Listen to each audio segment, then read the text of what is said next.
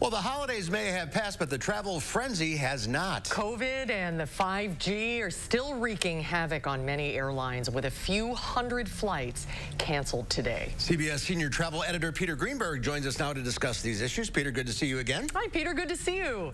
And likewise. So what's going on with all these cancellations, airline cancellations? Well, you may remember not too long ago you couldn't use your cell phone or electronic item on the plane because they were worried about electronic or RF interference on sensitive cockpit instruments.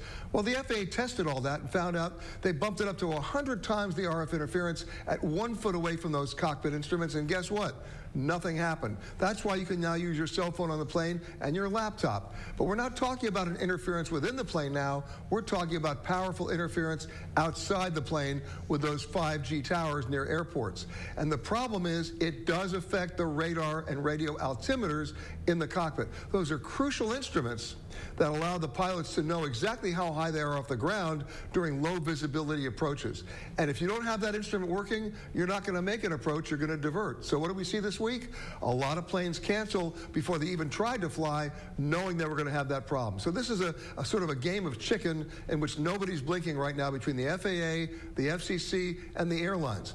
Guess what? They're going to blink because it is a public safety issue. And like they did in France with the same problem, you're going to see 20 airports in France have done it, where they lower the power of the 5G towers when they have low visibility situations. They're going to come up with those protocols, and this will get resolved. Well, that's good to hear. You know, with this cold winter weather now, a lot of people are thinking about warm weather destinations, maybe even spring break travel.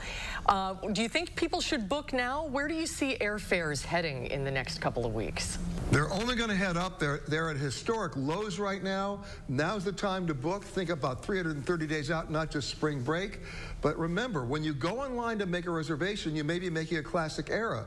How many times have you seen on that screen only 3 seats available or only 2 seats available, and you book it right away? That may not be true. That may only be 3 seats available on the inventory that the airline gave that online travel agency. So research online, don't necessarily book online. Call a travel agent, a travel advisor, or the airline directly, because the inventory that they're seeing on their screen is not necessarily inventory or the pricing that you're seeing on yours. So a travel agent is still a good deal. It's a great deal. They proved their worth during the pandemic, and they're back bigger than ever. Let's talk about cruise ships. Royal Caribbean has docked a couple of their ships. What's going on with the cruise lines? Well, most of the cruise lines, about 220 ships, in fact, are maintaining their itineraries. And if you look at the real numbers, since they started resailing, more than 1 million people have sailed, and the actual incidence of COVID is 0.2%. Right now, we've seen cases as high as 1.5% on the ships. But any community, including Madison, if you had a COVID caseload of 1.5%, you'd be throwing a party. So the people who were infected had already been vaccinated, already been boosted. These were breakthrough cases where they could monitor them and do contact tracing, mild symptoms or no symptoms, and things are going to get better. We're beginning to manage the virus, especially in an environment like a cruise ship. So you think it's safe to travel now? If you're playing by the rules, if you've been vaccinated, if you've been boosted, if you're wearing the mask, if you're listening to the CDC protocols and your doctor tells you can go, I would go. Good advice, especially someplace warm when it's going to be 7 below 0 tonight here in Madison.